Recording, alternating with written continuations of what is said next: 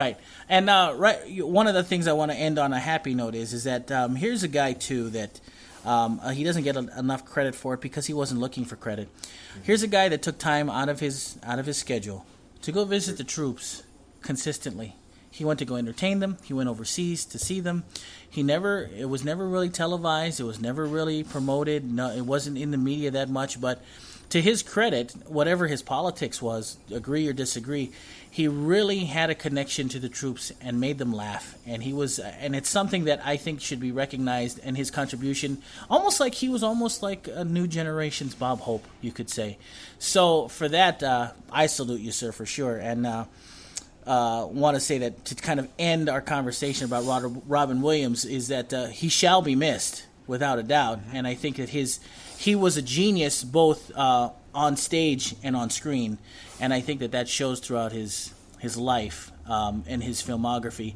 And like I said, it's one of those issues where what do they always say? There's always sadness behind the clown, and in this respect, I guess that is kind of fitting, don't you think, Professor Berry? I do. The last thing I wanted to add about Mr. Williams is that he started this conversation we're having about awarding voice actors. His performance in Aladdin was such a groundbreaker for so many, and they really recognized that the vocal talent behind the animation was so strong that there needs to be a means of awarding these kind of actors. It was the first time we ever really considered this, actually consider giving an award to a guy for his vocal performance. And this is, of course, the ongoing question about Andy Serkis and these other guys who are brilliant, but they're behind the art form. And with Williams, he was really the first one who ever really made us reconsider just the possibilities of what someone could do and how someone would actually go to an animated film because of a voice. Right. This is the first time we'd ever considered that.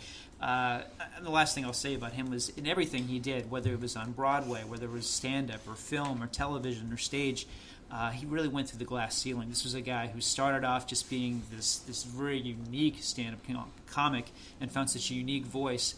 But in every facet of the arts that he was a part of, he managed to transcend everything, and that's really remarkable. There was nothing this guy couldn't do. He did Shakespeare, for Pete's sake. He did everything. Right. He did absolutely everything.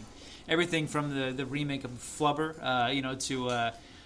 to Awakenings with Robert De Niro. I mean, this guy, there was nothing that he couldn't do. And for all the unfortunate films that he did, he was always really open about it. Sure. The fact that he did films like Popeye and RV. Right. You know what's funny? You mentioned RV. Are you a fan of RV? I can't believe I'm saying this, but I am a fan of RV. I can't believe you're saying it. I can't believe I'm saying it. It is not a very good movie. But I have watched it at least 6 times. I'm not kidding you. I don't know what it is about that film, and then I was like, for a while, I was like, what is it about this movie? And then I realized it's Robin. That's who it is. And I think that's what, for me, is the reason why I enjoyed the movie. It is so ridiculous, and it is so out there, and the story is not that great. But what makes it work is Robin Williams. And his persona is what pushes that movie forward. So I also salute him for RV, because I have to say that's one of my guilty pleasures. And I love that film. I don't know why that is. In the next 5 years, ask me again. But I like that movie for sure. So, and a matter of fact, his last thing that he was doing before his passing, he was on Broadway. He was doing a Broadway show. I believe it was called Bengal Tiger in a Baghdad Zoo. In a Baghdad Zoo, which was a comedy, I guess, and he was playing the Bengal Tiger. Right.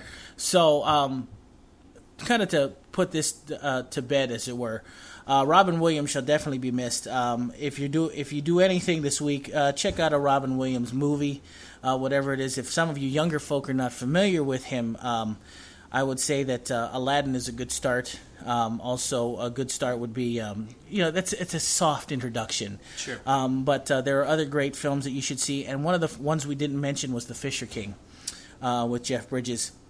Great film by Terry Gilliam, and Robin Williams' performance is spectacular. Yeah. So, to you, Robin Williams, we once again salute you as adding to the nerd culture and being a nerd yourself. So, you, sir, shall be missed, and we honor your memory on our NerdWatch Nation show today. All right, moving on this morning on this podcast. Anything exciting in the news you want to talk about, entertainment-wise? No, nothing exciting. I will say this. I will say this. Something else I want to mention, and not to diminish it by any stretch. We lost one more person this week. Thank you for bringing that up. One of the people, one other person that we lost was someone that I grew up with because of my dad.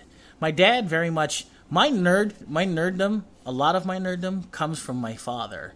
My father got me into the arts. He really, media, movies and music and art and all of that stuff comes from my dad. My dad is he's a 70s kid. I mean, he's a 60s kid. So he's a 60s guy. He graduated in 68, and the art and culture and film really got a hold of him, and he really loved it, and he shared it with me, and I always appreciated that. And he shared with me the other person that passed away this week. He shared with me Humphrey Bogart and the late now great Lauren Bacall, who is the one that passed away at 89 this week. He's the one that showed me Casablanca. He showed me The Big Sleep with Lauren Bacall in it, Dark Passage. Lauren Bacall has been in hundreds of movies. Has to be. So I want to honor her memory and her contribution to film, because Lauren Bacall is a wonderful actress. She impacted my younger life because I was growing up watching black and white movies. So for me, Lauren Bacall is a wonderful actress, and her and Humphrey Bogart always were sizzling on screen whenever they were together. And if you've never seen The Big Sleep, you should. It is amazing. So I know I mentioned Casablanca, even though that's Ingrid Bergman, but I was saying you're talking about Bogart, yeah. Right. I was talking about Bogart, and her connection to Bogart was huge. As a matter of fact, they were an item for a while. So any words on Lauren Bacall you'd like to speak of? I always just think she's one of the sexiest women we've ever had in cinema. If you look at her in To Have and Have Not, as well as Big Sleep and Key Largo. Not only did she have such natural chemistry with Bogart, not only did you get the sense of such a deep and passionate love affair that was going on there, she's just sensational. She was so sensational. Sure. She continued to be a great actress well into her years.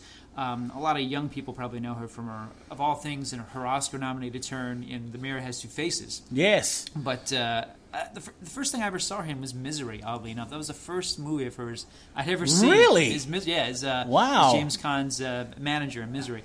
But there was nothing that she couldn't play. She was a classic actress. She always had such conviction and such believability in anything she did. But moreover, I mean, she's one of the sultriest, one of the most sensual figures in all of film, not to mention her enormous contribution to stage as well. This is one of the last great legendary actresses that we still had with us. So it's a real shame. And I think we've got Doris Day left, but really there's a lot of the greats we're losing them every year.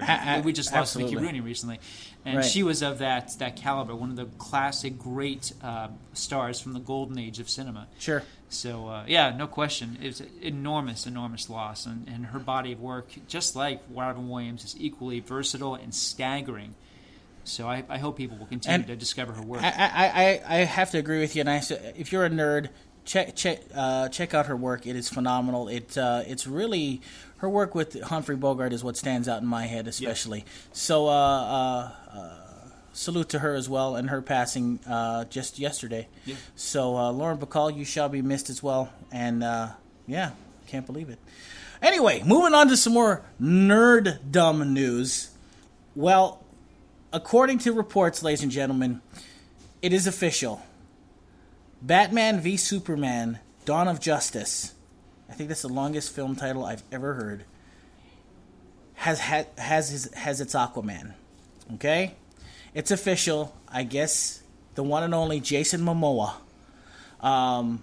He was born in Illinois and he moved out here to Hawaii, I think. I think that's what it is, isn't it? No, he was born here and was moved. He was. Okay. All right. Yeah. No, he's from local here. Boy. Okay. He's a local boy, but then moved to it was either Illinois or something like that. Somewhere in the middle. Somewhere in the middle. Flyover country. Yeah. So Jason Momoa will officially be Aquaman in the Batman v Superman: Dawn of Justice film. Yet another hero in this movie. I cannot believe I'm saying it. I'm totally geeking out about it, but I'm also understanding that we have got a lot of heroes in this Batman v Superman movie. Do we not? It sounds like there's too many. It's almost like a comic book clown car. There's just too many stuffed in there. And I love Momoa. I really do. But he physically is the last person I imagined for this. I wanted somebody, or imagined somebody who was a little svelte, like a superhero Michael Phelps. This is a guy who I can't imagine him having a lot of speed when he's swimming. I can't even visualize it. You haven't seen the latest iteration of Aquaman, have you? Aquaman he looks just he does. Is he like all roided out? He is huge, huge. So I'm used to the skinny guy in the spandex. Oh no.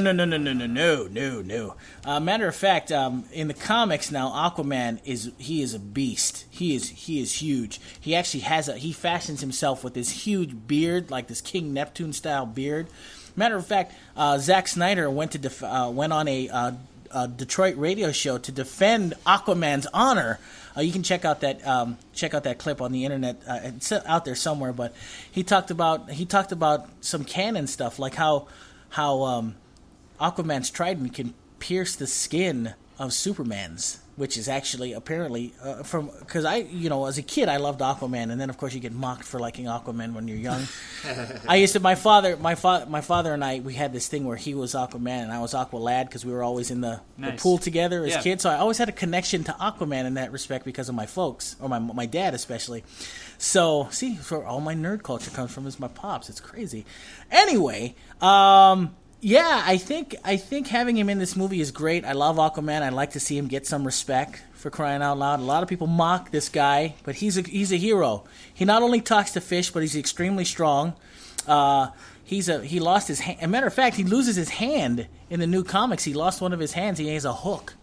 He's not a nice guy exactly. So they've really fashioned his new persona, and I think he'll do really, really well. I want to see the Jason Momoa Aquaman movie. I don't want to see him shoehorned into this movie. It's too much, man. It's too much. Just let these characters have their own vehicle. I'm sure it'll work if they give him his own vehicle. If they're trying to, let's do the roll call now, because we got Superman, we got Batman, we got Wonder Woman. We got Wonder Woman. Now we got Aquaman. We have Cyborg. We got Cyborg. Well, we don't know how he's gonna. I mean, he could just show up at the end of the movie, in a short little spot. Right. He could. You're absolutely right. He could end up. We could end up seeing that. We could end up having a very narrow view of Batman and Superman, and they're coming together and going at the very end of the movie. We're speculating, of course, but we could go. Listen, I know of some guys, and that can help us with our quest, whatever quest that is. He could say, I know this guy. He lives in the bottom of the ocean. He talks to fish, and he's really strong. All right, and I know this other guy who's half man, half metal, and I know you know what I'm saying. But and by the way, Wonder Woman apparently is the one that breaks up the fight between Superman and Batman. By the way. So that's how she gets introduced into the film. But there are a couple of other there's rumors that Green Lantern might be in it. Oh no! Stop! So it's the dawn of justice, Professor Barry. I know, but the absolute worst thing about the success of the Joss Whedon Avengers is that now everybody's trying to do that, and that's what happened with the last Spider-Man movie. Everybody is trying to shoehorn all these characters in. We should have learned from the Joel Schumacher Batman. Sure, we're putting way too much into these movies, and all it does is take away the integrity of the characters, takes away the time, it takes away from the story because you're just making overly busy movies. I worry that we're up for another Batman and Robin. Well, I tell you what, here's the thing, is that Marvel did it right by making single films leading up to the Avengers.